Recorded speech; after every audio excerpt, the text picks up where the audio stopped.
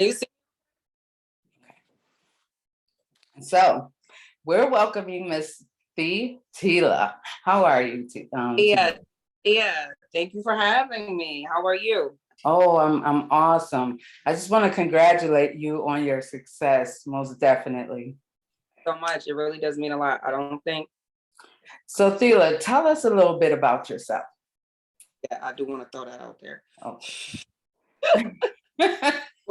Hi. So, tell us a little bit about yourself before we get started. I'm an interesting person, man. I'm an interesting person. I like to direct everybody, to the Hype magazine. If you Google it, just Google Thee Teleah. Um, it's a real, very explicit write-up of me in the Hype magazine. I like to thank Jerry Dobley, he's the editor-in-chief, for writing that for me. I am a multitude of things. It kind of depends on the day. It actually shows. It actually shows. Thank you. I appreciate it. I'm a businesswoman first and foremost. I own a couple businesses. I have my hands into a lot of things. I'm 29 years old. Sadly, I'm a widow of about 4 years now.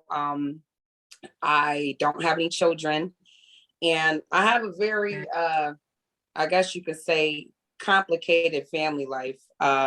So I really, when I was set from a young age, I've always worked. I've been working since I was 14 years old, and I've always been in the workforce. And because of my family life, I was really into school. I was always like a learner. So with all my experiences with education and everything else, it kind of developed me into who I am. My background is in accounting and finance, believe it or not. A lot of people don't know that.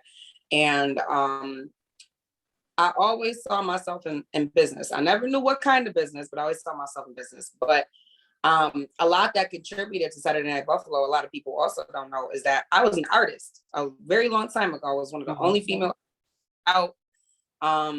I had a name. I had a nice buzz, and I was in an abusive relationship. And I was in college, and I had a lot going on, and I couldn't handle it all. And I traded the stardom fast life for an education, honestly. And it kind of all, came together 360. It's always God's our plan. So this was actually like kind of accidental a little bit.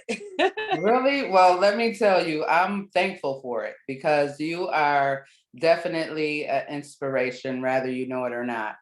So let me start by, giving my condolences, to hear some of the things that you've been through, especially becoming a widower so early. So, Fortunately, I really want to take this time to honor my father. He'd be so disgusted I had this weed in my hand. My dad was actually a drug counselor. I'm a cancer patient. Y'all better leave me the hell alone. Right. I want to give so much honor to my father. His name is Reginald Lynch. My father was actually a drug addict turned drug counselor. He had a very prosperous, honorable career within Erie County. I have a lot of his awards. I can walk around and show you. I have a lot of his awards. I'm so glad you brought that up because I really wanted to hear that part of your life because I remember you speaking on it and one of your shows actually speaking on how your father directed you and prepared you. Absolutely. So I'm glad. Listen, my dad, because I'm biracial, and my mother's family, I'm gonna throw it out there, they probably won't be too happy to, but it is what it is. So I had it tough, like since I was a kid. I'm very, very emotional. Like my heart is always on my sleeve type of person. I'm a very caring person. My father prepared me for everything. I can't think of anything he didn't prepare me for. And I don't want to say that he didn't prepare me for him not being here. He did. Right. I can't one thing he didn't prepare me for. And I'm so grateful. I don't think that I could ever with words express it. That has such a father like that. You see what I'm saying? It's definitely of him and who he was for me to be able to sit here with you. Like my father he gave me everything, like the web design. A lot of people don't know that I'm responsible for all the curation, the website. I design websites. I design a lot of other websites, the graphic design and everything. My father threw us on computers from the time we could talk. And, I'm 29 years old, and obviously it contributed to everything that I do to this day. So I'm so grateful. Shout out to all the fathers. I'm so grateful that I had that. I really pushed the narrative about the family structure of the father. Because I don't know who I'd be without my father. I'm gonna be honest with you. I'd be a lost cause. Is what the hell I'd be. A lost. He sounds awesome, so awesome. And I'm really, really glad that we have an opportunity to hear how awesome your father was, regardless of what he had been through, because for him to have been through what he's been through and moved on and gotten better with himself and with his life and was able to I have to be the person I am. My father saved so many people. You see what I'm saying? He came back and he made changes in the community. You see what I'm saying? By himself. Just being who he was and being transparent. And I've always taken that on. Like, you see what I'm saying? I know I touch a lot of people by being transparent about the things that I go through and how I got here and so on and so forth. So yeah, honestly. Well, you know what? Well, I'm going to thank him because you are an amazing businesswoman. I'm going to say you are an amazing woman first, so I just wanted to get that out there because, I think that we all want to hear, so much of your story because of where you are today. Like, how did you get here? How did you become this mojo? You know what I'm saying? So, with that being said, I just want to like just know where the base of your success begin. Like, where are you from? You know what I'm saying? And where did the base of your success, like the very beginning, where did it start? I always wanted to create a family for myself. Okay. Because I was extremely dishappy with my family life, but I'm biracial. So I didn't get that bottom of the barrel, like, type of lifestyle. I didn't grow up in a project. But at the same time, I didn't fucking grow up in Clarence. Like, you see what I'm saying? Right. I was given a chance, and by being having the ability to be around, different cultures and growing up in, I guess you could say, a slightly more privileged circumstance, I saw real privileged people, like people who were set from the beginning. And I went to Harkness at Erie Bosse's for fashion design and merchandise. And I was always into fashion, Diane. I love that shit. Like, I would wake up, my mom worked an early job. I would wake up as a kid and I would turn on, like, I think it was like HSN or something like that. And I would watch all the runway shows and watch the catwalk and practice my walk. I really wanted to be a model. Believe it or not, I can tell, just looking at you, like, you have that criteria. Wayne's girlfriend, whatever I forgot what her name was. Letitia something. I told them I have a Facebook stat. I'll have to share it when it comes back up in my memories. I said, I never knew when she was a real head start model. I said, oh, there's nothing in the world that stopped me at this point. And ever since that very moment when I saw her, I've been trying to, take pictures and so on. I never pursued modeling, but I mean, shit, close.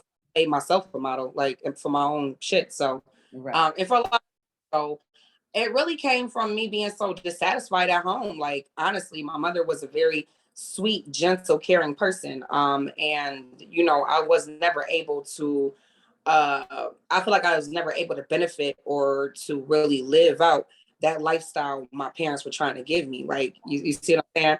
And but I had a smell or a taste of what it tastes like. I grew up, I moved to the suburbs when we were 11 years old. So I grew up around other Black privileged children and a lot of white privileged. And I was just kind of that. It was me and a little crowd of, they're still my friends, actually. Oh, okay. Yeah, we were kind of those people who we made it just like this much. Like, you see what I'm saying? Our parents got our taxes and moved to Cheektowaga, and you feel what I'm saying? That was the best move they made, and so on and so forth. Like, we were really from the hood. We were really from rough situations, but it was someone in our circle that made a decision to help us get out. And I was surrounded by that. I still am. So I was never, nobody, honestly, Diane, nobody ever told me there's nothing I couldn't do. Like, nobody ever told me, oh, you can't do this, you can't do that. By the time my father sat me down and told me, like, Teleah, ain't no paying for college. Like, we don't have money to pay for you to go to college. Cause I was always very book smart. Very, I'm sure you can see it. Like, Yes, very book. definitely. I was made to be book smart. Like, my parents didn't make me, like, here's some things you don't know about me. Talia do not clean. I have a cleaning lady. Like, I had Okay. life. Like, I don't wash dishes. I work. Like, so I would Right. come to school. My parents made me take off my clothes, my school clothes, change into whatever the fuck, and sit your ass at that table and do Right. your fucking, don't fucking move until that shit was done.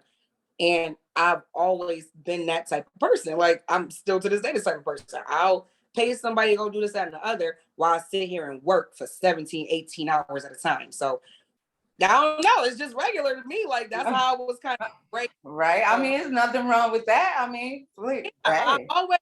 I always knew. No one ever told me I couldn't have it. You feel what I'm saying? They Right. just didn't Right. have it to give to me. You see what I'm Right. saying? Right. And That's a always difference. Right. right. I've always had like a leadership quality. Like, I just have this very big personality, and I've always was the leader, and I just shit.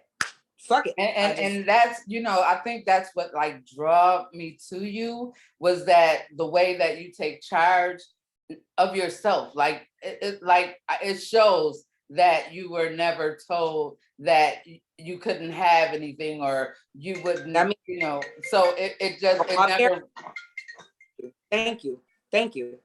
So, I mean, I love your confidence. Like I love it. Okay. I totally love it. So with that being said, I see that you relocated. So what was your reason, if you don't mind me asking? You got to go back to Hype magazine. Actually, Diane, during my separation on my way to a divorce, which I never got, I relocated to Atlanta 3 years ago. Okay. This not a relocation. When I was down here, my husband was murdered 30 days after I came down here. So it was very, like, my introduction to Atlanta was extremely short lived. Like, I never got, and I had to return home to bury him. That was a terrible disaster.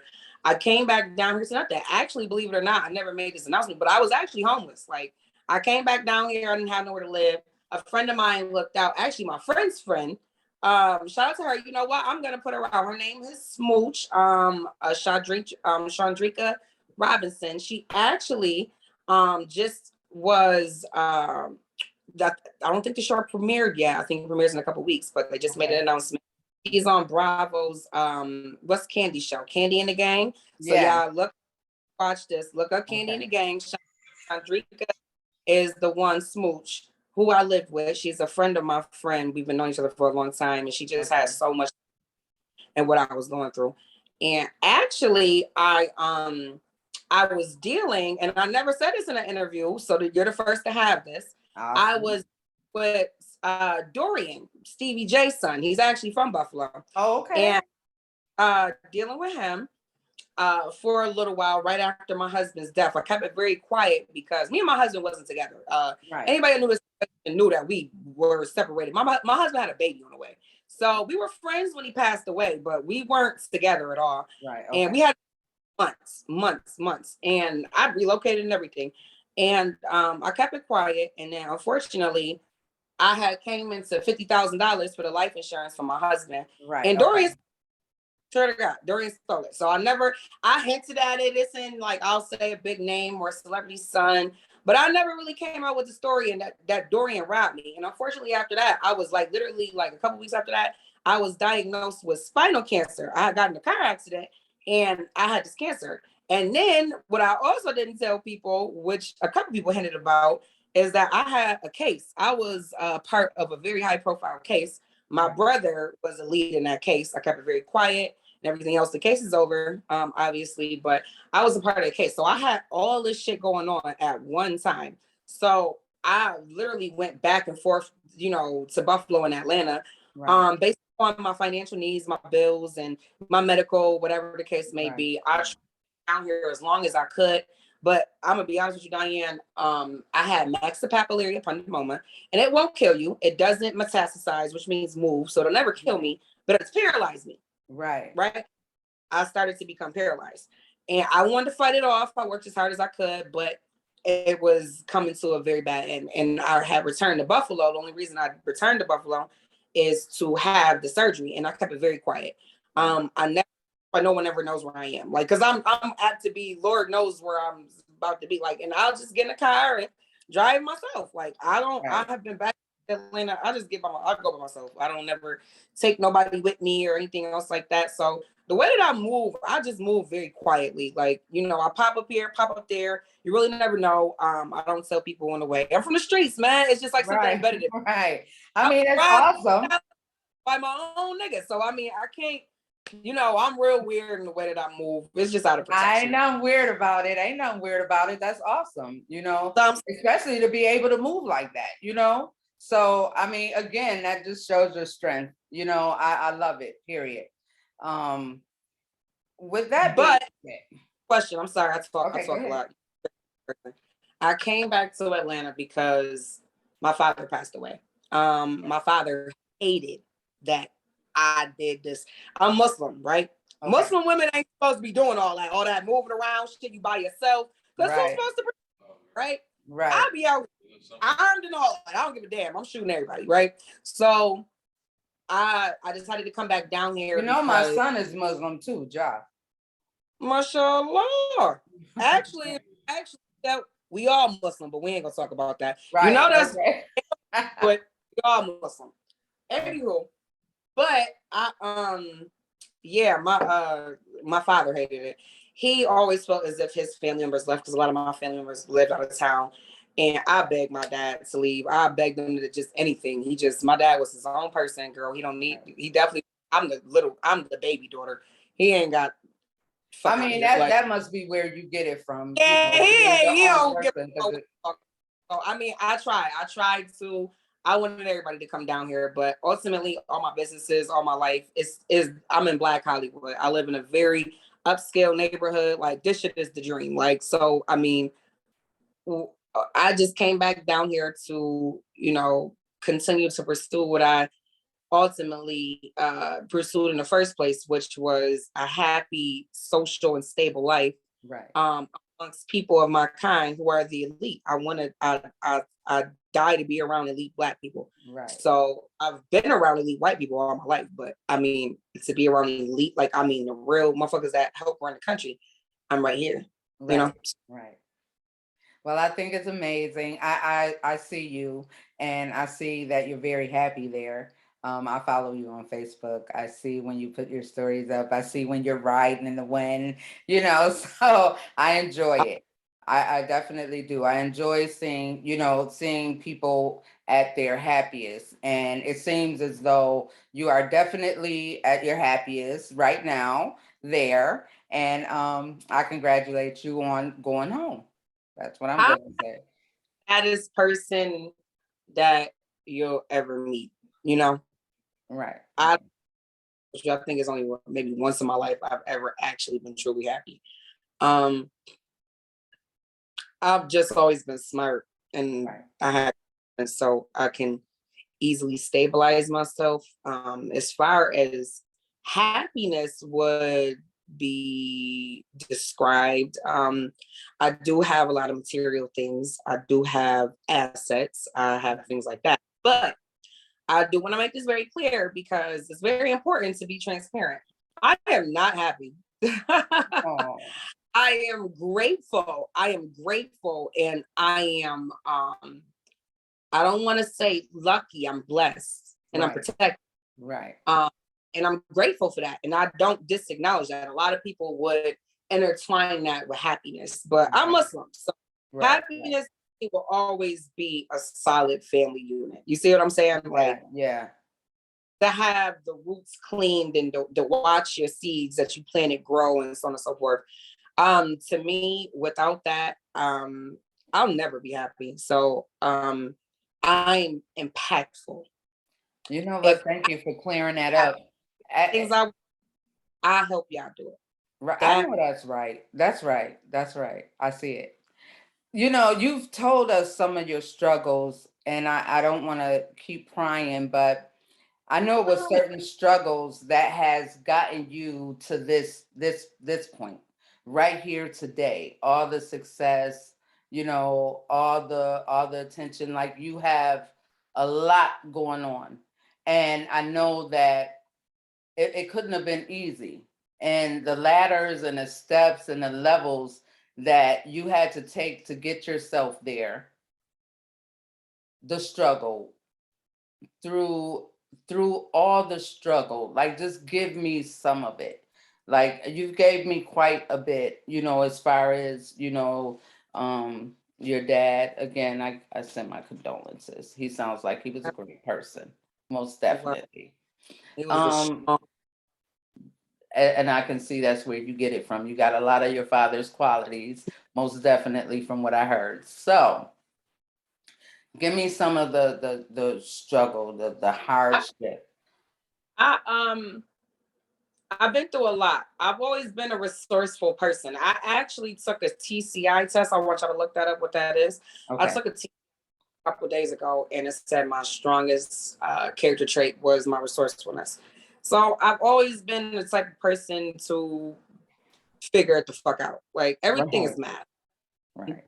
Too naive to that. And I've always had a really strong relationship with God because of my father. A real strong relationship, no matter what I was doing. So I've been through a lot of things. I've been homeless. I've been everything but raped, honestly. Like, I've been in shootouts, I've been shot at, I've been in fights, I've been abused.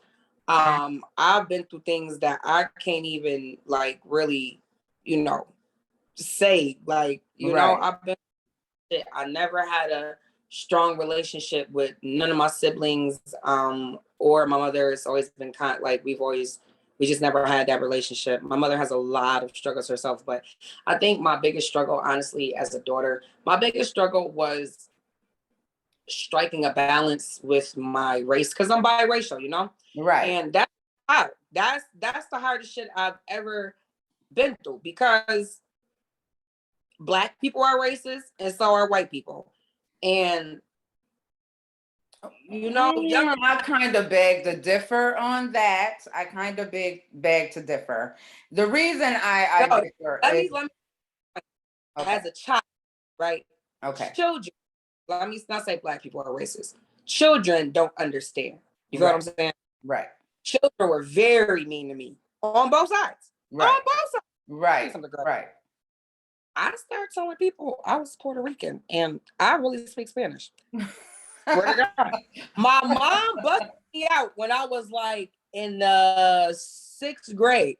I'm French. If you look at me, you can see it. I'm French, Right. I'm Black, Native American. But I told people I was Puerto Rican because I got so much steam from both sides. Right. And I was soft as a kid. Like, you see what I'm saying? I really wasn't, I had a white mother. Like, you feel what I'm saying? Like, I was Right. really Right. timid, like, and that shit, that's what made me like, you feel what I'm saying? Because Right. I didn't know Right. who the fuck to turn to. I didn't know. I'm like, they don't like me, they don't like me. Fuck it. I like me. We Yeah. lit. Yeah. Um I'm gonna be honest. I started beating people the fuck up. It came out of nowhere. I was never an aggressive person. I was never like that. A girl challenged me on the bus. I beat this girl the hell up. I have no idea to this day, Diane. I don't know how the fuck it happened. And it's like, once I kind of started beating people up, I never had any problems. It's like the Right. racism and the difference in oh, she has this hair and oh, she blah blah blah. Especially after my mom, like, she Right. aired me. Like, you know what I'm saying? Like, Right. it So kind of, basically, you got in where you fit in, and that and me you know saying what? that means that you fitted in wherever you wanted to fit in at that point. So, Swear to God, right. I use humor. I for some reason, I don't know why, humor just really became a thing to me. I'm actually one of the funniest people you'll ever meet. I'm not gonna hold you. Like, I don't know why. I'm nothing like the. I think we have that in common because I'm fucking I have job going. I have my kids going, so we're definitely gonna be like getting along, definitely, I because we're like both to funny as ever. crack jokes. I just became humorous, and then I really use what you said. I use that strategy. I just got in where I fit. I started paying attention to shit I was good at and how That's people would it. react because I was so um I felt so attacked. I also, I'm gonna be honest with you, as a kid, I would pray to God. I said, God, like, could you make these girls stop being so mean to me? Like, can you make these like kids stop being so mean to me? I didn't have another sister. Me and I grew up around God brothers. I always was around men. Like, I never had women around them. When I was around other girls, they were very, very mean to me. And I just, honestly, it kind of carried on into who I was. Like, I never became like, I always was like a floating butterfly. Like, I just kind of float around. I never kind of stop and pop, or I just never assigned myself to certain shit. Like, right. well, like you said, believe it or not, that people like that. They like that about me. They're like, Exactly. I like you. Like, you know what I'm saying? Exactly. I just Exactly. found me. I never had one. Yeah. Yeah. So let me see. So, what advice do you have for the young aspiring businesswomen? Like, what advice do you have for them? For one, me and my dad got in a real big argument because originally, Diane, I went to school for computer programming. Told you my Okay. dad was but I went to ITT Tech, and he was explaining to me, because it's a private college, how much the tuition was and everything else. It was a bad idea. He wanted me to go to a public school and benefit financially as much as I could. And we had a big argument about it. And I ended up dropping out of ITT Tech, and I did go to school for business administration in the field of accounting and finance. Right. And then we argued. He said, well, what the fuck is you going to business school for? I said, because I want to run a business. He said, well, what kind of fucking business do you want to run? That was actually a good question. Right. I didn't have an answer. He said, that's the dumbest shit I ever heard. He said, okay, so I saved you from one situation. You put yourself in another dumbass situation. Like, I don't get why you did that. And he dogged me. But I was so adamant. I still went. Sure to God. Right. I went. I didn't drop out. So it basically became a challenge then. I got into collections. Right. And I was strong, heavy in collections. That was like my prime in collections. And I was doing illegal collections. I was threatening lawsuits and shit. And I really became obsessed with civil law. Like, I'm not gonna hold you, like all civil law. So I changed my major to paralegal, and made it business law. And the reason I gave that story, right, is because I'm gonna be honest with y'all. My dad is right. Right. Everybody that possibly will listen, do not go to school for business. But at the same time, you need to understand business. But it's more important that you understand your field before you understand business. You see what I'm saying? Right. Because there's no way you can run a business successfully if you don't start from the bottom. Right. Because you don't understand the levels of it. That's how a lot of people get robbed by CPAs, accountants, all that other stuff, because they really don't on, and they pay somebody because they're lazy, or that makes them feel better about themselves, and they say, oh, you do it, and oh, they use your jargon. You don't know what the fuck you talking about. Sally just robbed your ass for 20 fucking grand. You don't have no idea what your numbers look like or anything else like that, because you have no idea how this shit works. Right. And especially with artists, like, I dog every artist that talks to me, and I start to mention certain things, and I can see that they don't know what they're talking about. I'm like, no, I don't get it. Would you go buy crack cocaine if you didn't know how to fucking sell it? Like, why the fuck would you have? Right. And you don't know what you're doing. You didn't take the time to understand anything about the industry or the competition. A lot of people, another thing that's just stupid is, I don't listen to other people's music. All right, so you fucking people, and you have no idea what the market has to offer. It's all about know your market. I don't give a fuck if you don't know nothing about POS, accounting. If you don't know nothing about none of that, that shit doesn't mean anything. Right. If you sell socks, you need to understand what type of different cottons it is, how many different stitches it is, what the biggest stitcher in the world and why he is, and the different margins, and where you can make more there compared to here. And that is what is important. My advice to everybody is to really, truly, I mean, seriously, understand what the fuck you're doing and what field you're in. And everything else you'll build from there. Right, right. You're awesome. Thank you. You're awesome. So there you have it, viewers. You have the strength, the will, the courage, and the confidence of a successful businesswoman. So, Tila, again, can you let everybody know where they can find you? Well, yeah, my name is Thee Teleah, right? You can find me on Facebook on my fan page and on my regular page, Thee Teleah, Instagram, Thee Teleah. Check out Saturday Night Buffalo on YouTube. I did premiere season 1. It's now available outside of TV. Our TV interview series, SMB Interviews, is available on Roku. You can find everything all in one spot at www.saturdaynightbuffalo.com, www.saturdaynightbuffalo.com. I do want to take the time to really show a lot of love, and I'm so grateful. I think the biggest thing I have going on right now is my expansion. I have a couple of journalists under me right now. I do want to shout out my current leading journalist, Olivia Howard. I have a sports journalist. His name is Andre Robinson. I have a intern. That's my son. That's Job's brother. Oh wow, yeah. Andre is my writer. That's something really big. That's something really I've been that for a while. I got a lot of great things planned, and I want y'all to not only look out for me, but look out for the journalists, because Saturday Night Buffalo is not the Teleah show.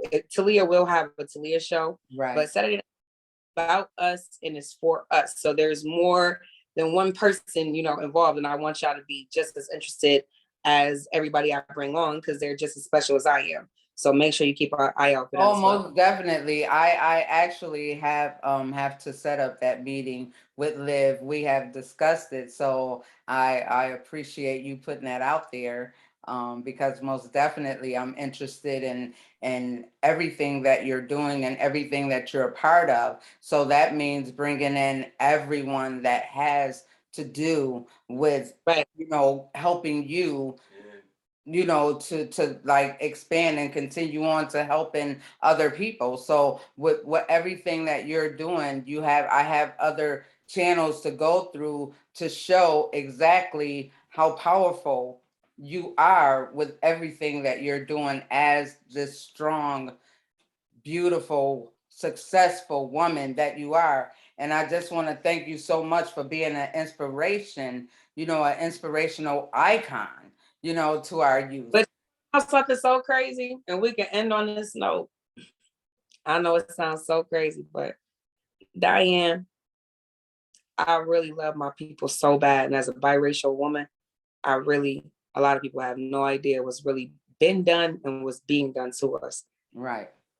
All of this that I've done, this is the only way I've ever figured out how to really bring us together. Right. Right. And I have. And I'm so glad that you said that, because what I'm trying to do is like the same. It's just like trying to uplift us, as people, not just women, it's for us, all of us. You know what I'm saying? All of us. It's to uplift us, it's to give ourselves a voice, it's to be heard, not to be judged or criticized. It's just to be heard, get it out there, so that we don't have to continue to settle for the things that we settle for. I'm just so glad that we were able to, get up with each other, because I think that you have so much to show me. I love it. Like, you're not just the inspiration to the youth. I believe that you're an inspiration to all women, just to be able to show them that, it takes courage and strength, that we all have that. Don't be afraid, to go out and get it. We don't have to depend on anybody other than ourselves, but we do have to remember one thing: put God first, of course. Of course. Of course. So I just really, I really thank you so much. So much.